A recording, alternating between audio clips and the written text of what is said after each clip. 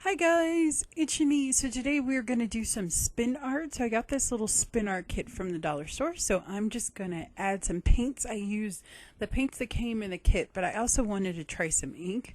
And I love the way that they turned out, and you can't beat it a buck that you spend at the dollar store for it. This little contraption works really, really well. I got it from the Dollar Tree a while ago, so I've been wanting to experiment, and I love the way the circles turned out. So I'll let you watch the process. I think I make three, but I made a whole bunch off camera too. But really fun, great technique. You can use different kinds of paints and mediums. It takes it on very, very well. So I'll see you guys next time. Please don't forget to subscribe and share this video, and I will see you next time. Bye bye. Oh, I forgot to tell you. So the kit comes with the little red contraption that you see. It also comes with these they're kind of like light cardboard, white, it's like laminated cardboard circles, and that's what I used, and they worked really, really well. But you could just cut out any circular shape, and there's little plastic little half circles that you actually put the object in that you're spinning, and that's how it spins around. And there's this little gear, the little white gear on the bottom, and that's what you use, and that makes it spin. I did add water on some of these too, just to because I used ink, but it's really fun. I hope you check it out, but I thought maybe you would want to know what I'm actually doing. So you just drop the vein in, you press the little lever after you secure everything, and it works very, very well.